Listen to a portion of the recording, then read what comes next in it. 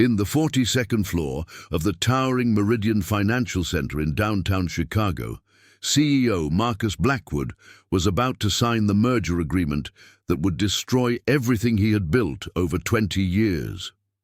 What he didn't know was that the night janitor quietly mopping the hallway outside his corner office was Sarah Mitchell, the daughter he had lost in a bitter custody battle 15 years ago, and that her desperate intervention would not only save his company but reunite a family, torn apart by pride, war, and devastating misunderstandings.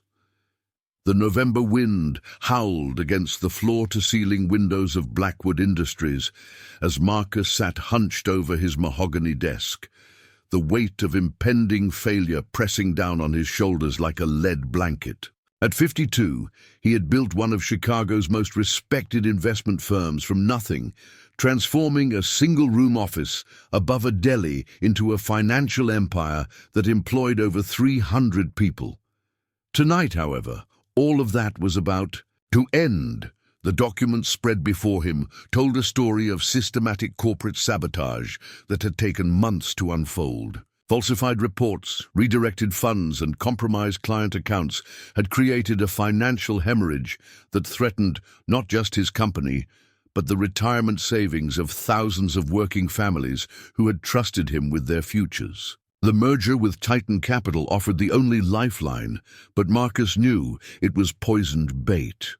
Harold Vance, Titan's ruthless CEO, had orchestrated this crisis from the shadows, and now he was positioning himself to acquire Blackwood Industries. For a fraction of its true value, Marcus loosened his silk tie and rubbed his temples, feeling every one of his 52 years. The prescription bottle of blood pressure medication on his desk served as a constant reminder that the stress was literally killing him.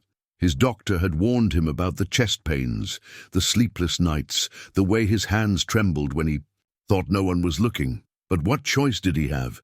300 families depended on the paychecks his company provided. If he didn't sign, they would all lose everything anyway when the company collapsed under the weight of its manufactured debts.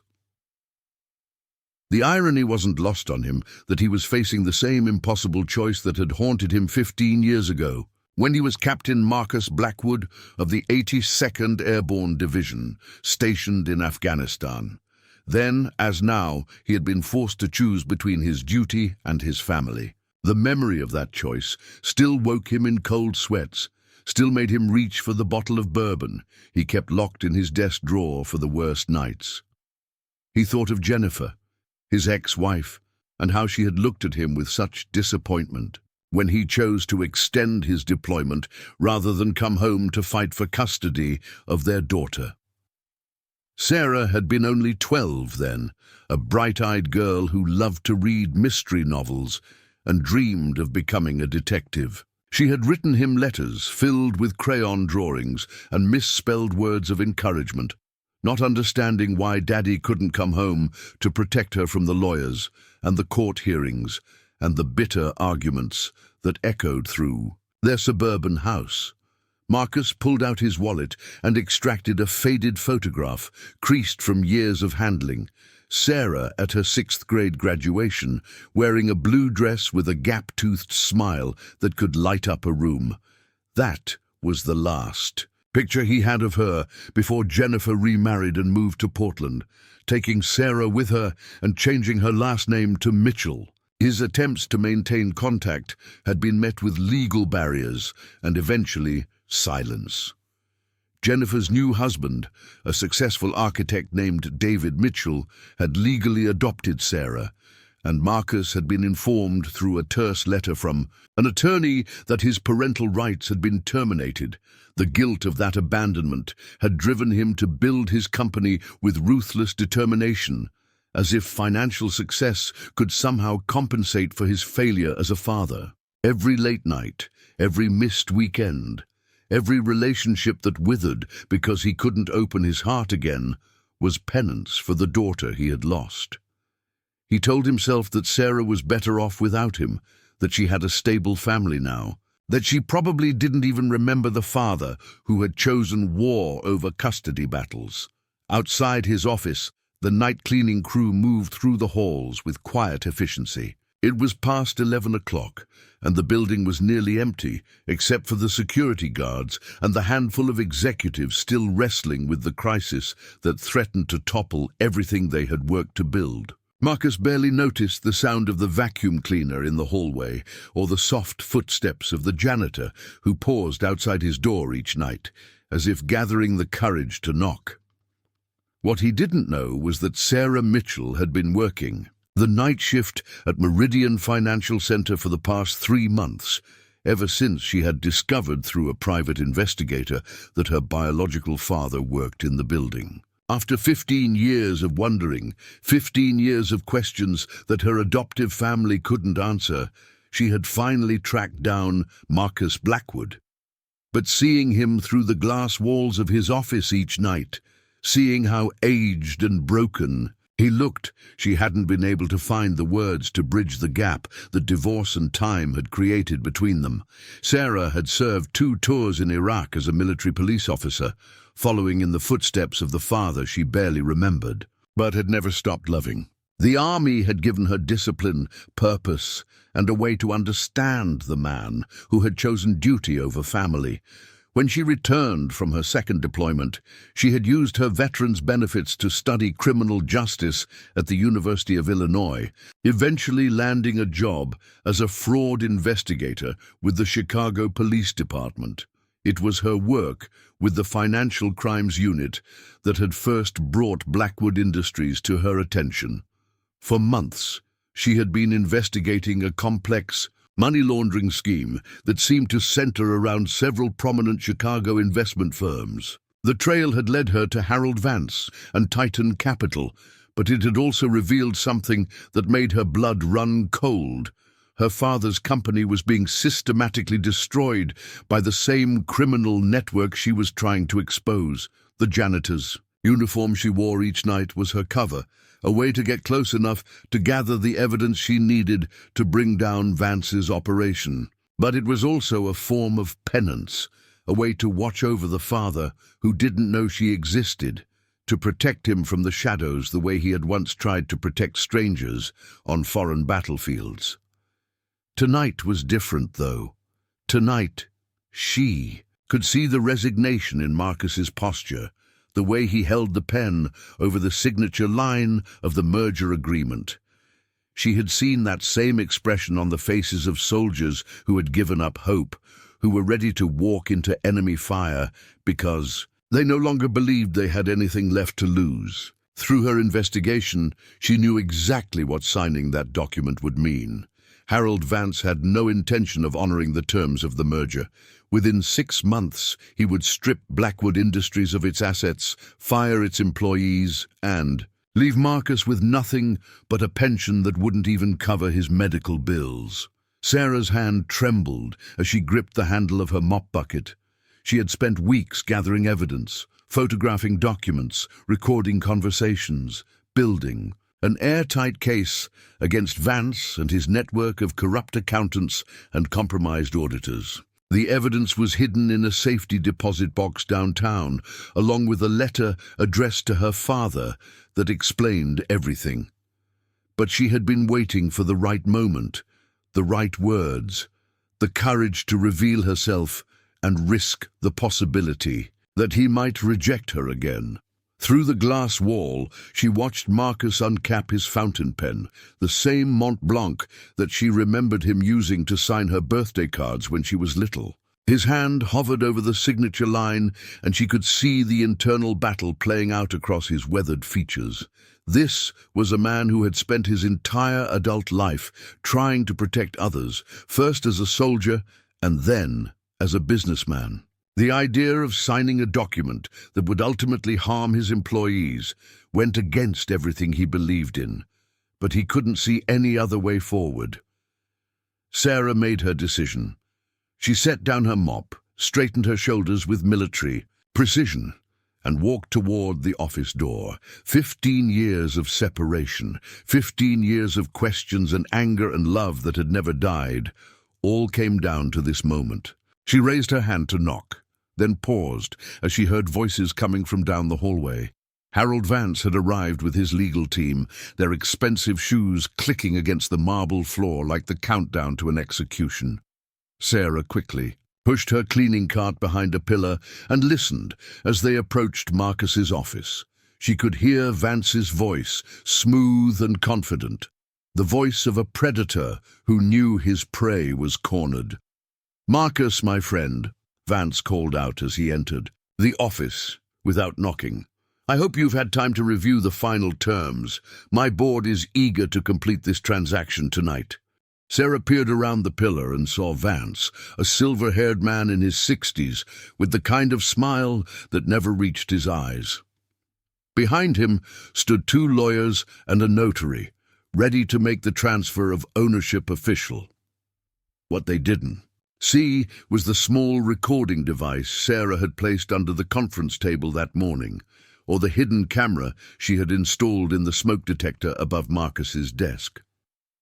Marcus looked up from the documents, his face a mask of barely controlled emotion. "Harold, I have to ask you one more time. Are you certain your board will honor the employment guarantees for my staff?" Vance's smile widened, and Sarah felt a chill run down her spine. "Of course, Marcus. We've been over this. Titan Capital values the human resources that Blackwood Industries has cultivated. Your employees will be well taken care of." It was a lie, and Sarah had the recorded evidence to prove it. 3 days ago, she had been hiding in a supply closet when Vance had held a conference call with his board members, detailing his plans to liquidate every department except sales and fire 80% of the workforce within the first quarter after the merger. The recording was one of many pieces of evidence that would eventually send Vance to federal prison, but only if she could prevent Marcus from signing that agreement first. Marcus picked up his pen again, and Sarah saw her window of opportunity closing. In 30 seconds, her father would sign away everything he had worked for, and by the time her investigation concluded, it would be too late to save either his company or his employees. She had spent 3 months gathering evidence through official channels, but tonight called for a different kind of intervention. Sarah took a deep breath, stepped out from behind the pillar, and did something that would change both their lives forever. She burst through the office door, her janitor's uniform still damp from the mop bucket, her voice carrying the authority of a soldier and the desperation of a daughter who had already lost her father once. "Don't sign that!" she shouted, her voice echoing off the glass walls of the corner office. Marcus Blackwood's hand froze above the signature line as every head in the room turned toward the doorway. The fountain pen trembled between his fingers as he stared at the young woman in the janitor's uniform who had just burst into his office. There was something about her face, something in the determined set of her jaw and the fire in her dark eyes that made his chest tighten with a recognition he couldn't quite place. Harold Vance's expression shifted from surprise to irritation as he sized up the interruption. "Security!" he barked, reaching for his phone. "We have a maintenance worker who's clearly lost her mind." But Sarah didn't retreat. Instead, she stepped further into the room, her posture straight and confident, despite the humble uniform she wore. "Mr. Blackwood, that merger agreement is based on fraudulent financial reports. Harold Vance has been systematically sabotaging your company for months." "That's enough," Vance snapped, his carefully maintained composure beginning to crack. "Marcus, call security and have this woman removed immediately. She's clearly unstable." Marcus set down his pen and studied the young woman more carefully. There was something military in the way she carried herself, something familiar in the shape of her eyes. "What's your name?" he asked quietly. "Sarah Mitchell," she replied, and the words hit Marcus like a physical blow. His daughter's married. Name. But this couldn't be his Sarah.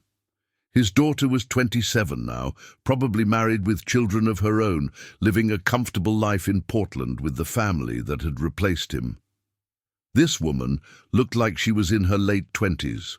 But she was working as a janitor in a Chicago office building, confronting powerful men with accusations of corporate fraud. Impossible, Marcus whispered, his voice barely audible. Sarah reached into her uniform pocket and pulled out a worn photograph, the same sixth-grade graduation picture that Marcus kept in his wallet. "You left this behind when you chose the army over me," she said, her voice steady but laced with years of suppressed pain. "But I never stopped hoping you'd come back." The room fell silent except for the sound of wind against the windows. Harold Vance's lawyers exchanged nervous glances, while Vance himself had gone pale. Marcus stared at the photograph, then at Sarah's face, seeing now what he had missed before. The stubborn chin he remembered from her childhood, the way she tilted her head when she was determined about something, the scar above her left eyebrow from the bicycle accident when she was 8. "Sarah?" Marcus stood slowly, his legs unsteady. "My God, Sarah, is it really you?" Before she could answer, Harold Vance stepped between them, his voice sharp with authority. "This is obviously some kind of con game, Marcus. Don't let this woman manipulate you with some sob story about being your long-lost daughter. We have important business to conclude." Sarah's eyes never left her father's face as she spoke. "Harold Vance hired Continental Auditing to falsify your quarterly reports. He's been shorting your stock through shell companies in the Cayman Islands. The missing client funds, they're sitting in an account at First National under the name Meridian Holdings LLC, which is owned by Vance's brother-in-law." Marcus felt the blood drained from his face. Every detail she mentioned aligned with suspicions he'd harbored but couldn't prove. "How could you possibly know that?" "Because I'm a fraud investigator with the Chicago Police Department," Sarah replied, pulling out her badge. "I've been working undercover for 3 months, gathering evidence against Vance's operation. Your company isn't failing, Dad. It's being murdered." The word "Dad" hung in the air like a challenge. Marcus felt 15 years of grief and guilt crashing over him as he looked at the woman his little girl had become. She was beautiful, strong, clearly intelligent, and capable. She had followed in his military footsteps, had built a career in law enforcement, had somehow found him after all these years, and she was here, in this moment, trying to save him from making the biggest mistake of his life. Vance's composure finally cracked completely. "Marcus, you're not seriously going to listen to this janitor's conspiracy theories, are you? We have contracts to sign, deadlines to meet. My board won't wait much longer." "Your board," Sarah said coldly, "includes 3 men who are currently under federal investigation for securities fraud. Would you like me to name them?" Vance's face went ashen. He looked at his lawyers, both of whom were suddenly very interested in their shoes. "This is ridiculous. Marcus, sign the papers, now." But Marcus was no longer looking at the merger agreement. He was looking at his daughter, seeing the courage and determination that had driven her to risk her career, her safety, and her heart to protect him. "Tell me everything," he said to Sarah. "Tell me what you know." Sarah reached into her janitor's cart and pulled out a manila folder thick with documents, photographs, and financial records. Her hands were steady, despite the magnitude of what she was about to reveal. Years of police training helping her maintain composure, even as her heart raced from finally confronting the father she had searched for so long. The operation started. 18 months ago, she began, spreading the documents across Marcus's desk. Harold Vance identified Blackwood Industries as a target because of your client base and your reputation for ethical practices. He needed a clean company to launder money through before ultimately destroying it. Harold Vance stepped forward aggressively. "Marcus, this is insane. You're going to jeopardize a $40 million merger because of some delusional janitor. With fake documents?" "Mr. Vance," Sarah said without looking at him, "you might want to call your lawyer. The federal warrant for your arrest will be executed tomorrow morning at 9 a.m. The color drained from Vance's face as Sarah continued laying out evidence. Bank statements showed suspicious transfers between Blackwood Industries and shell companies. That existed only on paper. Photographs revealed meetings between Vance and Thomas Kellerman, Blackwood's head of accounting, who had been secretly feeding information to Titan Capital for months. Marcus picked up one of the photographs, his face darkening with recognition and betrayal. "Tom's been with me for 8 years. I trusted him with everything." Vance offered him $2 million and a position at Titan Capital, Sarah explained. The money was deposited into an offshore account in Kellerman's name 3 weeks ago. "He's been systematically altering your books, making it appear that your investment returns were fabricated and that client funds had been misappropriated." She pulled out a stack of audio transcripts. "These are recordings of phone conversations between Vance and his co-conspirators. They detail exactly how they planned to destroy your reputation, force you into bankruptcy, and then acquire your client list for pennies on the dollar." Marcus read through the transcripts, his anger building with each page. The conspiracy was more elaborate than he had imagined, involving corrupt auditors, bribed regulators, and a network of shell companies designed to hide the paper trail. Vance hadn't just been trying to acquire Blackwood Industries. He had been systematically dismantling everything Marcus had built, destroying the trust of clients who had relied on him for their financial security. "There's more," Sarah said, pulling out a laptop from the bottom of her cart. "I've been recording conversations in this office for the past month. Would you like to hear what Mr. Vance told his board of directors about his plans for your employees?" Vance lunged forward, trying to grab the laptop. "Those recordings are illegal. They can't be used as evidence." Sarah easily sidestepped his reach, her military training evident in her fluid movement. "Actually, they can. Illinois is a one-party consent state, and I had authorization from the Chicago Police Department to conduct this investigation." She opened the laptop and played an audio file. Vance's voice filled the room, discussing his intention to fire 80% of Blackwood's workforce within 90 days of the merger, describing the employees as dead weight and referring to the pension obligations as legacy problems that need to be eliminated.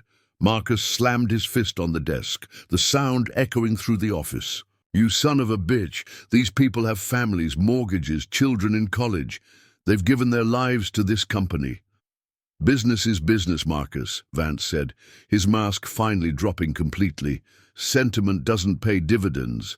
Sarah clicked to another file.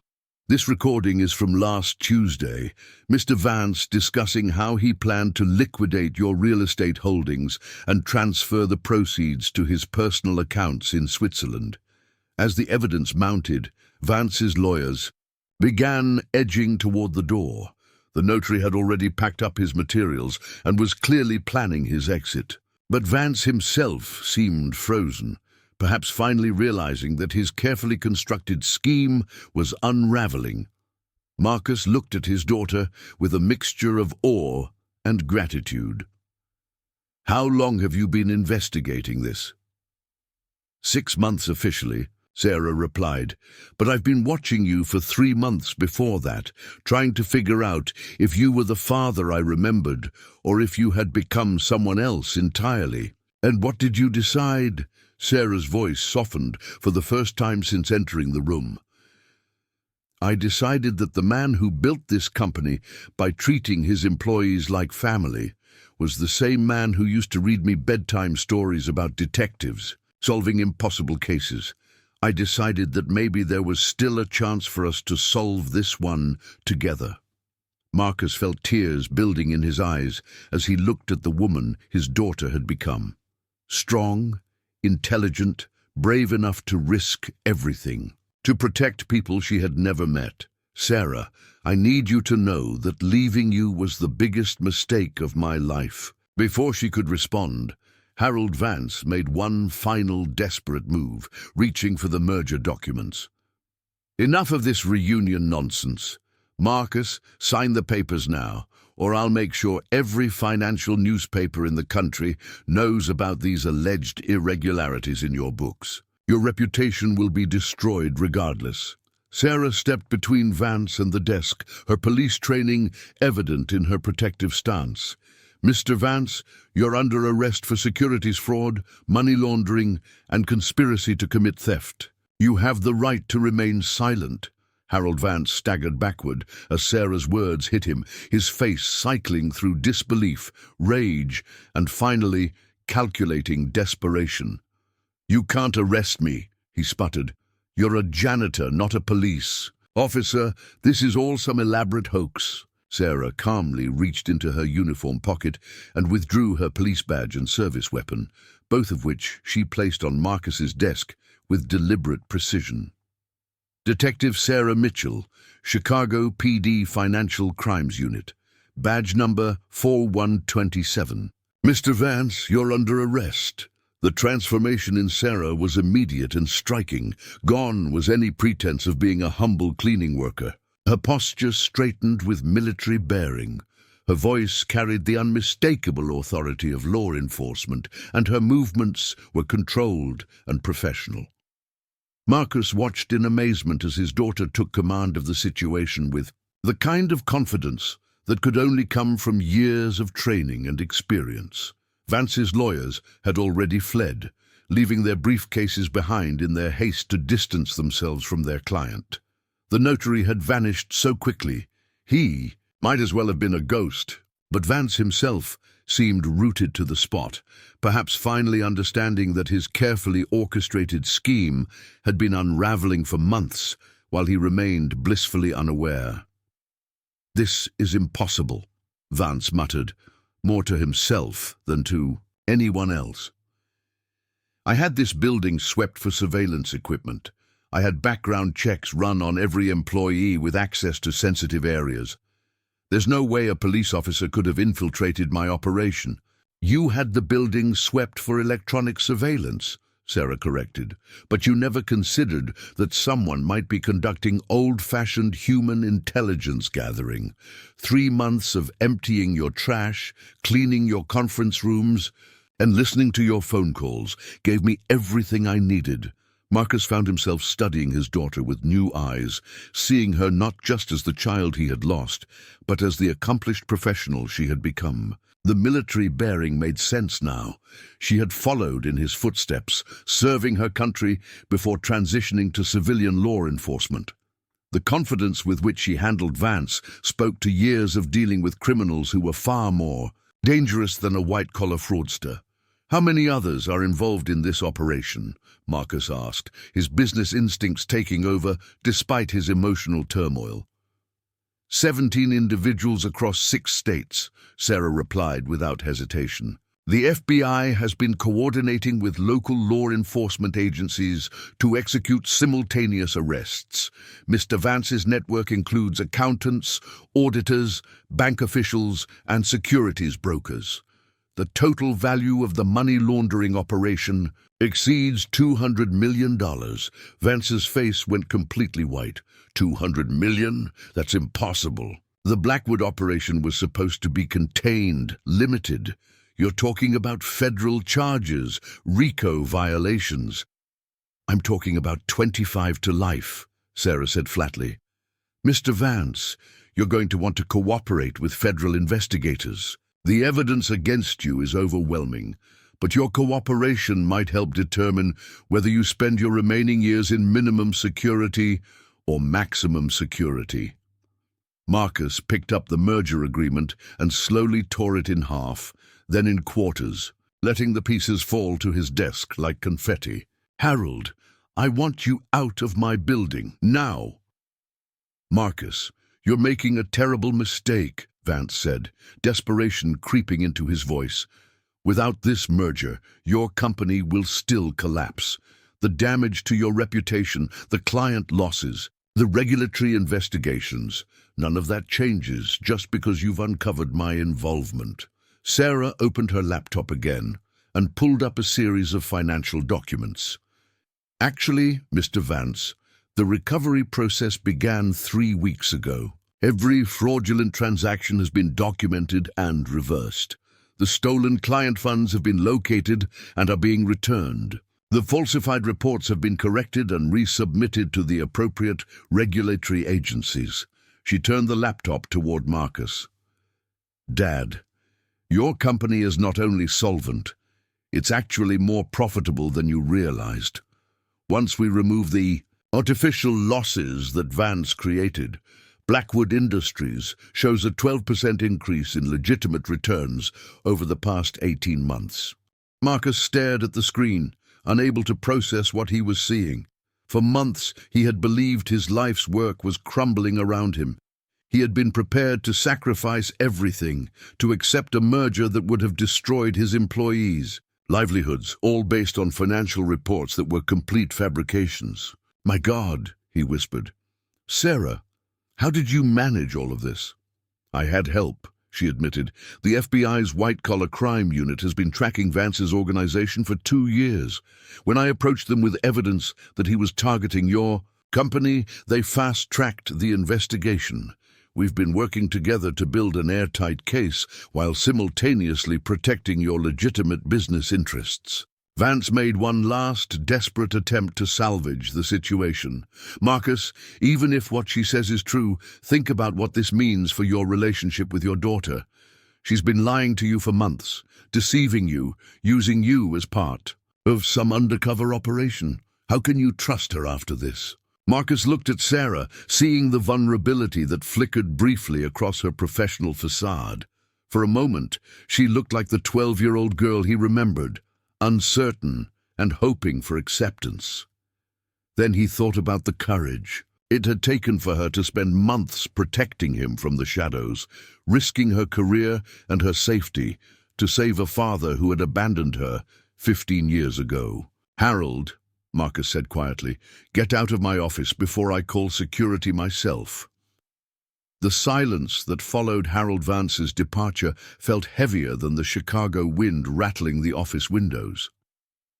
Marcus stood behind his desk, his hands trembling slightly as he processed the enormity of what had just transpired. Sarah remained near the door, her police badge still visible on the desk, her posture maintaining that professional distance even though her eyes betrayed the emotional storm brewing beneath the surface. "Sarah," Marcus began, then stopped, unsure how to bridge 15 years of separation with words. "I don't even know where to start." She moved closer, but carefully, as if approaching a wounded animal that might bolt at any sudden movement. "Maybe we start with the truth," she said quietly. "All of it. No more investigations, no more undercover work. Just a father and daughter who need to figure out what happened to their family." Marcus nodded and gestured to the leather chairs arranged around his conference table. "Would you like some coffee? I know it's late, but I have a feeling this conversation is going to take a while." "Coffee would be good," Sarah replied, settling into one of the chairs, while Marcus moved to the small kitchen area attached to his office. As he prepared 2 cups, she studied the space that had been her father's second home for so many years. The walls were lined with awards and certificates, photographs of company milestones and charitable events. But what caught her attention were the personal touches. A small American flag on his desk, a framed photo of soldiers in Afghanistan, and tucked away on a bookshelf, a child's drawing of a house with 2 stick figures labeled Daddy and Sarah. "You kept it," she said when Marcus returned with the coffee. He followed her gaze to the drawing, and his face softened. "I kept everything. Every letter you sent to Afghanistan, every school picture your mother included in the care packages. Even after," he paused, his voice catching, "even after the court papers came, even after you disappeared from my life, I couldn't bring myself to throw any of it away."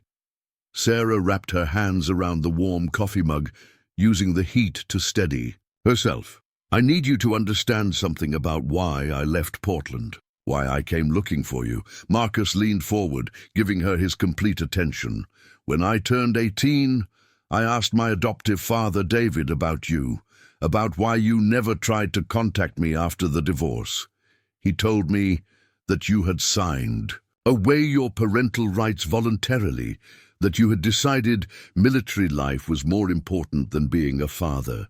Sarah's voice remained steady, but Marcus could see the pain in her eyes. I believed him for 9 years.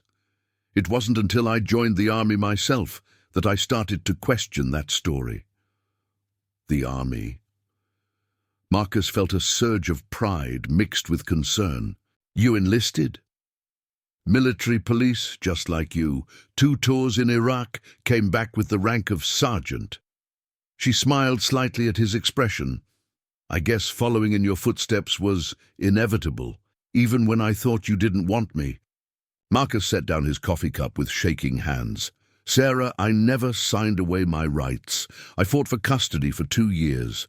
I hired lawyers, filed appeals, spent every penny I had trying to bring you home. Your mother remarried quickly, and David Mitchell had connections, money, influence. When they moved to Oregon and changed your name, my lawyers told me I was fighting a losing battle. I know that now, Sarah said softly. When I got out of the army, I used my veterans' benefits to study criminal justice. One of my first assignments was researching family court records. That's when I found the real files from your custody case. The letters you wrote to the judge, the financial record showing how much you spent on legal fees, the psychological evaluations that recommended maintaining our relationship. Marcus felt tears building in his eyes. Then you know I never stopped fighting for you. I know you fought until I was 15. The last court filing was dated 6 months before my adoption was finalized. Sarah's voice carried a note of gentle accusation. What happened then, Dad? Why did you give up? The question hit Marcus like a physical blow. He stood and walked to the window, looking out at the Chicago skyline as he gathered the courage to confess his greatest failure. I got the final rejection from the appellate court on a Tuesday in March. The judge ruled that your best interests were served by maintaining stability with your adoptive family. He said that continued legal challenges would be harmful to your emotional development. He turned back to face his daughter. That night, I got drunk. Really drunk. For the first time since I'd been back from Afghanistan. And I called your mother's house. Sarah's eyes widened. I never knew you called, David answered. He told me that you had started having nightmares again, that the ongoing court case was causing you to have panic attacks at school. He said you had asked him why your real father didn't love you enough to just let you be happy. Marcus's voice. He broke. He said you were afraid I was going to take you away from the only family you remembered. That's not true, Sarah whispered. I never said that. I know that now. But at the time, drunk and defeated and exhausted from fighting a system that seemed designed to keep us apart, I believed him. I thought maybe the best thing I could do for you was to stop causing you pain. Marcus returned to his chair, his shoulders sagging with the weight of 15 years of regret. So, I stopped filing appeals. I stopped calling. I convinced myself that you were better off without me. Sarah was quiet for a long moment, processing this revelation. You know what the real tragedy is? I spent those last 3 years in Portland thinking you had abandoned me. I would stare at the phone sometimes, willing it to ring, hoping you would call on my birthday or Christmas. When it never happened, I started to believe what David told me about you not wanting to be a father. Sarah, there hasn't been a single birthday or Christmas when I didn't think about calling. But as the years went by, it got harder to imagine what I would say. How do you apologize to someone for missing their entire adolescence? How do you explain that you gave up because you thought it was the right thing to do? You pick up the phone and you try, Sarah said simply. You don't let pride or fear or guilt keep you from reaching out to the people you love. Marcus nodded, recognizing the wisdom in her words. You're right. I was a coward. I was afraid of being rejected, Afraid of opening old wounds, afraid of discovering that you really were better off without me. Well, for what it's worth, I wasn't better off, Sarah said with a bitter laugh. Don't get me wrong, David and Mom gave me a good life. David was kind to me, supportive. He paid for college, walked me down the aisle at my wedding, was there when my marriage fell apart 2 years later. But he wasn't you. And no matter how much I tried to convince myself otherwise, there was always this hole in my life where my real father should have been. You were married. Marcus felt another pang of all the milestones he had missed. Briefly, to another soldier I met in Iraq. We thought shared trauma was the same thing as love. We were wrong. Sarah shrugged. The divorce was finalized 3 years ago. No kids, thank God. I wasn't ready to risk putting a child through what I went through. Marcus understood exactly what she meant. His own inability to maintain relationships had been directly tied to his guilt over losing Sarah. Every woman he had dated since Jennifer had eventually grown tired of competing with the ghost of his lost daughter. How did you find me? He asked. I mean, specifically, how did you know I was in Chicago? Sarah smiled for the first time since their conversation began. Detective work. I started with your military records, which led me to your discharge papers and your first job at Henderson Financial here in Chicago. From there, it was just a matter of following the paper trail through various investment firms until I found Blackwood Industries. But why the undercover work? Why didn't you just call my office and ask to meet? Because I needed to know who you had become, Sarah explained. The father I remembered was honorable, ethical, someone who cared more about doing the right thing than making money. But 15 years is a long time. People change. I needed to see if you were still the man worth finding. Marcus felt a surge of gratitude that his daughter had taken the time to really observe him before revealing herself. And what did you decide? I decided that watching you agonize over the welfare of your employees, seeing you willing to sacrifice your own financial security to protect 300 families you consider part of your extended family, convinced me that you were still the father I remembered. Maybe even better than the father I remembered. Then why didn't you approach me sooner? Why wait for tonight? Sarah's expression grew serious. Because 3 weeks into my surveillance, I realized you were in danger. The patterns I was seeing. In your company's financial reports, the sudden appearance of Harold Vance with his convenient merger offer, the way certain employees were behaving differently around you, it all pointed to corporate fraud on a massive scale. She pulled out her phone and showed Marcus a photograph of Thomas Kellerman, Blackwood's head of accounting, meeting with an unknown man in a restaurant. I started documenting everything, building a case, but I also had to be careful not to tip off the conspirators. If Vance had realized he was under investigation, he might have accelerated his timeline or found a way to destroy evidence. So you protected me without me knowing it. I protected both of us. If I had revealed myself too early, Vance might have used our relationship against you. He could have claimed that bringing me in was your way of hiding assets or manipulating the investigation. By maintaining my cover, I was able to gather evidence while keeping you completely clean. Marcus shook his head in amazement. You risked your career, your safety, everything, to save a father who had given up on you 15 years ago. I risked everything to save the father who taught me that family is worth fighting for, even when the fight seems hopeless. Sarah reached across the table and touched his hand. You didn't give up on me, Dad. You made a mistake based on incomplete information. There's a difference. Marcus felt the tears he had been holding back finally spill over. I love you, Sarah. I never stopped loving you, not for a single day. I love you too, Dad. That's why I'm here. They sat in comfortable silence for a moment, both processing the magnitude of their reunion and the revelations that had led to it. Outside, the Chicago night continued its restless movement, But inside Marcus's office, time seemed suspended as two people who had been separated by misunderstanding and manipulation began the delicate process of rebuilding their relationship. "What happens now?" Marcus finally asked. "With Vance, with the investigation, with your career? Vance will be arrested tomorrow morning along with 16 co-conspirators. The investigation will probably take another 6 months to fully resolve. But your company is completely clear. In fact, once the fraudulent losses are removed from your books, Blackwood Industries is going to show record profits for the year. And us? What happens with us?"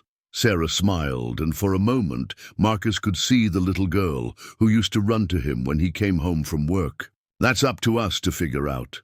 I have some vacation time saved up.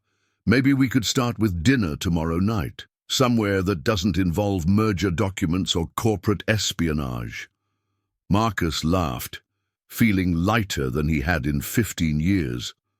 "I'd like that very much. There's this little Italian place near my apartment. Nothing fancy, but they make the best lasagna in Chicago." "Sounds perfect," Sarah said, standing to gather her things. "I should probably go file my report and get some sleep. Tomorrow's going to be a very long day." As she moved toward the door, Marcus called out to her, "Sarah, thank you for everything, for protecting me, for giving me a second chance, for becoming the incredible woman you are despite my failures as a father." She turned back, her hand on the doorknob. "Dad, you didn't fail as a father. You were separated from your daughter by people who were willing to lie and manipulate to get what they wanted. But you never stopped being my father, and I never stopped being your daughter. Everything else is just details we need to work through." After she left, Marcus sat alone in his office, staring at the torn pieces of the merger agreement scattered across his desk. Tomorrow, Harold Vance would be in federal custody. Blackwood Industries would begin the process of rebuilding its reputation and moving forward stronger than ever.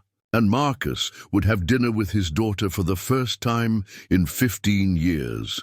He picked up the child's drawing from his bookshelf, looking at the stick figures labeled Daddy and Sarah.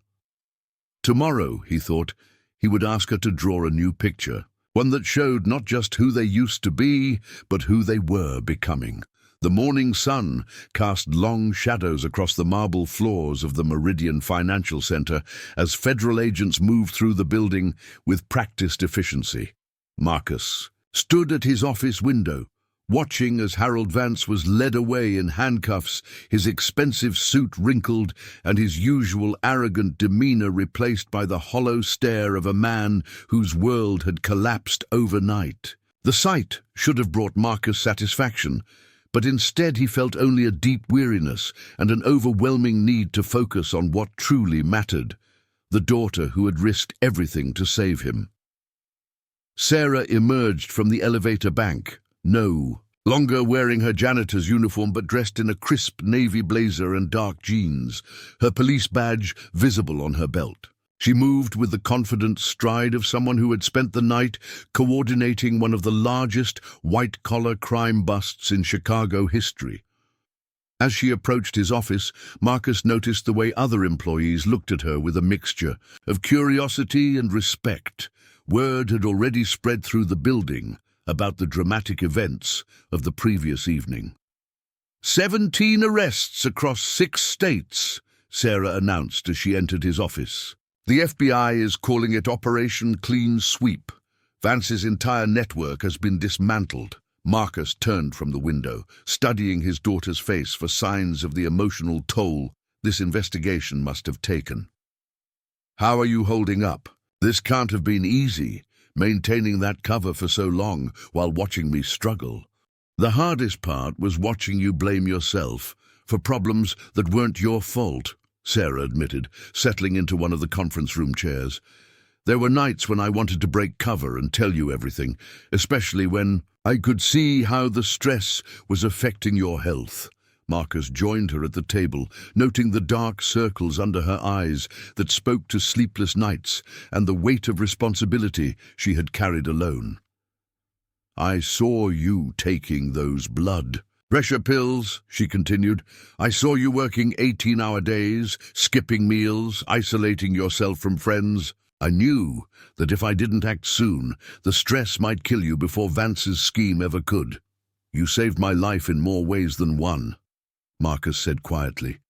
"But I need you to know that discovering you were here, learning what you've accomplished, seeing the woman you've become, that means more to me than saving the company." Sarah's expression softened, but Marcus could see her struggling with emotions she had kept carefully controlled throughout her investigation. "I need to tell you something about why I really came looking for you. It wasn't just about wanting to reconnect with my father." Marcus waited, recognizing the careful way she was choosing her words. 2 years ago, when my marriage was falling apart, I started having panic attacks. The therapist I was seeing suggested that my inability to trust people, my fear of abandonment, might be connected to unresolved issues with my childhood. She recommended that I try to find you, try to get answers to questions that had been haunting me for 15 years. She paused, looking out the window at the city skyline. "But when I started researching your life, when I found out about your military service, your business success, the charitable work you do, I realized that I had built up this narrative about you abandoning me that wasn't based on facts. It was based on the pain of a 12-year-old girl who didn't understand why her father wasn't fighting harder to stay in her life." Marcus felt his chest tighten. "Sarah, you were 12 years old. You shouldn't have had to understand the complexities of custody law or the politics of divorce. You should have been protected from all of that." "Maybe. But the point is, I spent 15 years angry at the wrong person. I was angry at you for giving up, when I should have been angry at the people who manipulated the situation to keep us apart." Sarah's voice grew stronger, more determined. "When I realized that Vance was targeting your company, when I saw how his actions were destroying something you had built with integrity and hard work, it felt like history repeating itself, like someone was trying to take away another father figure through lies and manipulation." Marcus reached across the table and took her hand. "So you decided to fight back. I decided to be the daughter you raised me to be, even if we were separated. You taught me to stand up for what's right, to protect people who can't protect themselves, to never give up on family." Sarah's eyes filled with tears she had been holding back for months. "I couldn't save our relationship when I was 12, but I could save your company. I could make sure that this time the truth came out before it was too late." The emotion in her voice finally broke through Marcus's own carefully maintained composure. "Sarah, you didn't just save my company, you saved me. I was ready to give up, ready to sign that merger agreement and accept that I had failed at everything that mattered to me. But you showed me that sometimes the things we think we've lost forever can find their way back to us." They sat in silence for a moment, both processing the magnitude of what they had endured separately and what they were now facing together. Through the glass walls of Marcus's office, they could see employees beginning to arrive for what would undoubtedly be a day of questions, media attention, and the complicated process of moving forward after such a dramatic revelation. "The media is going to have a field day with this story," Sarah said, her police training making her think ahead to the practical implications. Successful businessman saved by long-lost daughter working undercover as a janitor. It's the kind of human interest story that news producers dream about. Marcus groaned. "I hadn't even thought about that. Are you prepared for that level of attention?" "I've been thinking about it all night," Sarah admitted. "The Chicago PD has agreed to limit my public involvement in the case. As far as the media will know, I was just one of several undercover officers working the investigation. Your privacy and mine will be protected as much as possible, but people here will know. Your fellow officers, the FBI agents, the prosecutors. Your career will be affected by this." Sarah smiled for the first time that morning. "Actually, my career is about to get a significant boost. The FBI has offered me a position with their white-collar crime unit. Apparently, my ability to maintain deep cover while building complex financial fraud cases has impressed some very important people." Marcus felt a surge of pride mixed with concern. The FBI? That's a huge opportunity. But it would mean relocating, wouldn't it? Not necessarily. The Chicago field office has one of the largest financial crimes units in the country. I could stay here if I wanted to. Sarah looked at him meaningfully. "If I had a reason to stay." "You mean if you had a father who wanted to be part of your life again?" "I mean if I had a father who was ready to work on rebuilding our relationship, who understood that it's going to take time and patience and probably some difficult conversations." Marcus nodded. "I understand. We've both changed a lot in 15 years. We're essentially strangers who happen to share DNA and a complicated history. We're strangers who love each other despite that complicated history," Sarah corrected. "That's actually a pretty good foundation to build on." Before Marcus could respond, his assistant Jennifer knocked on the office door. "Mr. Blackwood, I'm sorry to interrupt, but there are some people here who would like to speak with you." Marcus looked at Sarah, who nodded. "It's probably more FBI agents.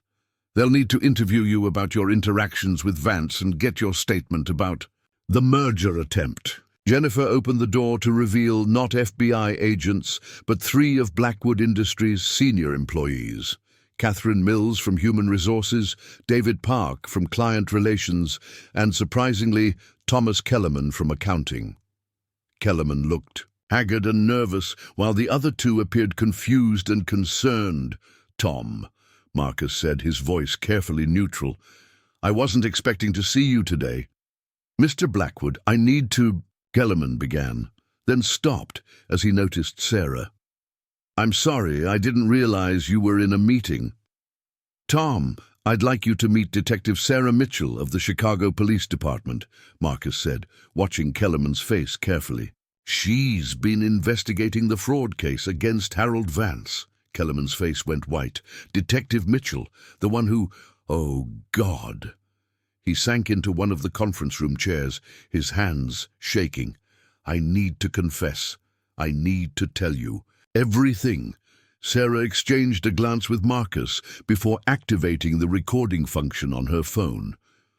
"Mr. Kellerman, I need to inform you that anything you say can be used as evidence in a criminal proceeding. You have the right to an attorney." "I don't want an attorney," Kellerman said miserably. "I want to make this right. I want to tell you exactly how Harold Vance manipulated me into betraying Mr. Blackwood." For the next hour, Kellerman detailed his involvement in Vance's scheme. He had been approached initially through his gambling debts, which Vance had offered to pay in exchange for inside information about Blackwood Industries' financial operations. When the debts were paid, Vance had threatened to expose Kellerman's cooperation unless he continued to provide falsified reports and altered records. "He showed me photographs of my wife leaving her yoga class, my daughter walking home from school," Kellerman said, his voice breaking. "He said that if I tried to expose him or refuse his demands, my family would be hurt. I was terrified, Mr. Blackwood. I didn't know what else to do." Marcus felt his anger toward Kellerman dissolving, replaced by a recognition of how Vance had exploited his employees' vulnerabilities. "Tom, why didn't you come to me? We could have figured out a way to protect you and your family." "I was ashamed. I was scared. And after a while I was in so deep that I didn't see any way out." Kellerman looked at Sarah. "Detective, I have copies of every altered document, records of every fraudulent transaction, dates and times of every conversation I had with Vance's people. I kept everything, thinking maybe someday I could use it to protect myself." Sarah nodded approvingly. "That information will be crucial for the prosecution's case. Mr. Kellerman, your cooperation will be noted, but you understand that you're still facing serious charges." "I understand. I just want my family to be safe, and I want Mr. Blackwood to know how sorry I am for what I did to him and to this company." Catherine Mills and David Park had listened to this confession in stunned silence. Catherine finally spoke up. "Mr. Blackwood, what does this mean for the company, for our jobs?" Marcus looked at Sarah, drawing strength from her presence. "It means that Blackwood Industries is stronger than ever. The financial problems we thought we had were artificially created. Our actual performance has been excellent, our client relationships are solid, and our reputation, once the truth comes out, will be enhanced by how we handled this crisis. And it means," Sarah added, "that you all work for a man who was willing to sacrifice his own financial security to protect your jobs and your families. That kind of integrity is rare in the business world." David Park smiled. "We already knew that about Mr. Blackwood. It's why most of us have been with the company for so many years." As the employees filed out, leaving Marcus and Sarah alone again, he reflected on how the events of the past 24 hours had fundamentally changed not just his relationship with his daughter, but his perspective on everything he had built. The company he had thought was failing was actually thriving. The employees he had feared losing respected him more than he had realized. And the daughter he had thought was lost forever had not only found her way back to him, but had saved him in the process. "So," Sarah said, breaking into his thoughts, "about that dinner tonight, are you still interested?" Marcus smiled, feeling genuine happiness for the first time in months. "More than interested. In fact, I was thinking we might want to make it a regular thing, maybe once a week at least until we get caught up on 15 years of missed conversations." "I'd like that," Sarah replied. "But I should warn you, I have a lot of questions. About your time in Afghanistan, about the business, about the women you've dated, about why you never remarried. And I have questions about your military service, your police work, your marriage, your dreams for the future." Marcus paused. "We have a lot of catching up to do." "We have the rest of our lives to catch up," Sarah said. "But yes, let's start with dinner." As they prepared to leave the office together, Marcus realized that while Harold Vance's scheme had nearly destroyed everything he had worked for, it had also given him back the most precious thing he had ever lost. Sometimes, he thought, the worst things that happen to us create the conditions for the best things to find us. 3 weeks after Harold Vance's arrest, Marcus sat across from Sarah at Giordano's, the small Italian restaurant near his Lincoln Park apartment that had become their weekly meeting place. The media frenzy had finally died down, the FBI investigation was proceeding smoothly, and Blackwood Industries was experiencing its most profitable quarter in company history. But tonight felt different, heavier somehow, as if both father and daughter understood they needed to address the deeper wounds that couldn't be healed by simply sharing meals and catching up on surface details. Sarah pushed her lasagna around her plate, uncharacteristically quiet. Over the past 3 weeks, their dinners had been filled with careful conversations about safe topics, her work with the FBI, his plans to expand the company's charitable foundation, shared memories from her childhood that felt distant but warm. Tonight, however, the weight of unspoken truths seemed to fill the space between them. "We've been dancing around it for 3 weeks, Sarah finally said, setting down her fork. "But we need to talk about why you really stopped fighting for me." Marcus felt his chest tighten. They had touched on this during that first night in his office, but he knew Sarah deserved a more complete answer. "What do you want to know?" "I want to know about the phone call, the one where David told you I was having nightmares and panic attacks because of the custody battle." Sarah's voice was steady, but Marcus could see the pain in her eyes. "I want to know exactly what he said that convinced you to give up." Marcus set down his wine glass, his hands trembling slightly. "He said you had asked him why your real father didn't love you enough to let you be happy. He said you were afraid I was going to take you away from the only stability you had ever known. But that's not what happened, is it?" Sarah's voice carried an edge that Marcus hadn't heard before. "You didn't just believe him and walk away. There was something else." Marcus closed his eyes, remembering that devastating phone call with crystal clarity. "He put you on the phone." Sarah's face went pale. "What?" "After he told me about the nightmares, about how the court case was affecting you, he said you wanted to talk to me. He put you on the phone and you—" Marcus's voice broke. "You asked me to stop trying to take you away from your family." "I never said that," Sarah whispered. "I would never have said that. I know that now. But at the time, hearing your voice, hearing you call David Dad and ask me to please stop making your mum cry, it destroyed me."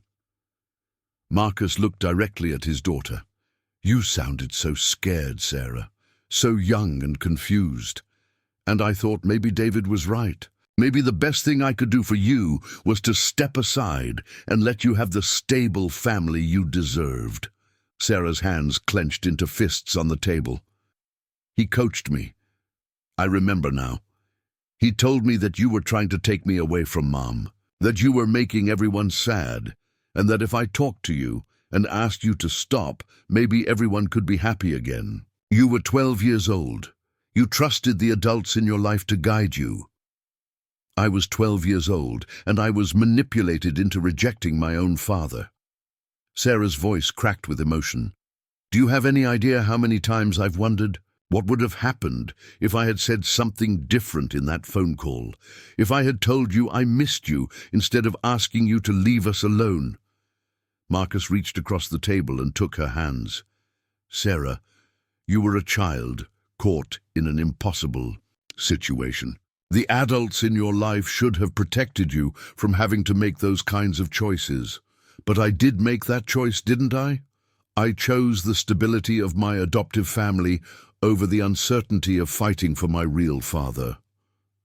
Sarah pulled her hands away, wiping tears from her cheeks. "And you chose to respect what you thought were my wishes instead of fighting harder." "I chose wrong," Marcus said simply. "I let fear and guilt convince me that walking away was an act of love. But it wasn't love, Sarah. It was cowardice." They sat in silence for several minutes, both processing the weight of these revelations. The restaurant continued its evening rhythm around them, other families enjoying their meals, oblivious to the profound conversation happening at table 12. "I need to tell you something about my marriage," Sarah said suddenly, "about why it really failed." Marcus waited, sensing that this confession was connected to everything they had been discussing. "James was a good man, patient, kind, everything I thought I wanted in a husband. But every time he tried to get close to me, every time he wanted to talk about having children or making long-term plans, I would find reasons to pull away." Sarah's voice was barely above a whisper. "My therapist helped me understand that I was terrified of building a family because I was convinced that the people I loved would eventually choose to leave me. Because I left you. Because everyone leaves, eventually. That's what I learned when I was 12. That fathers make promises they can't keep, that love isn't enough to overcome obstacles, that even the people who are supposed to protect you will walk away when things get difficult." Marcus felt like he was drowning in the magnitude of the damage his decision had caused. "Sarah, I'm so sorry. I never imagined that walking away would affect you like that. The worst part is that I understand why you did it. As an adult looking back, I can see that you were trying to protect me from being hurt by a prolonged custody battle. You thought you were being selfless." Sarah looked directly at him. But understanding your motivations doesn't erase the impact of your choice. What can I do? How can I make this right? Sarah was quiet for a long moment, considering his question. You can promise me that you'll never walk away again. No matter how difficult things get between us, no matter how scared you are of making the wrong choice, you'll stay and fight for our relationship. I promise, Marcus said without hesitation. I will never abandon you again, Sarah. Never. And you can help me learn how to trust that promise, because right now, part of me is still that 12-year-old girl who's waiting for her father to decide that loving her is too complicated. Marcus felt tears streaming down his face as he looked at the remarkable woman his daughter had become, despite the wounds he had inflicted. I don't deserve your forgiveness. Forgiveness isn't about what you deserve, Sarah replied. It's about what I choose to give, and I choose to forgive you, Dad. Not because you've earned it, but because I refuse to let the mistakes of the past define our future. How do we move forward? How do we build something real when we're both carrying so much baggage? Sarah smiled through her tears. We start by being honest with each other about our fears, our expectations, our hopes. We stop trying to protect each other from difficult truths, and we commit to working through whatever comes up. Marcus nodded. And we give each other permission to make mistakes. We're going to stumble as we figure this out. We're going to stumble, but we're not going to run away when we do. Sarah reached across the table and took his hand. We're going to stay and figure it out together. As they prepared to leave the restaurant, Marcus realized that this conversation had been more important than all the evidence Sarah had gathered against Harold Vance, more significant than saving his company or his reputation. This was the moment when they stopped being strangers connected by DNA and started becoming a family again. The road ahead wouldn't be easy.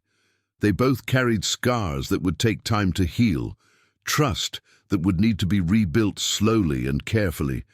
But for the first time since that devastating phone call 15 years ago, Marcus felt genuinely hopeful about the future. He had his daughter back, and this time he wasn't going to let fear or misunderstanding drive them apart.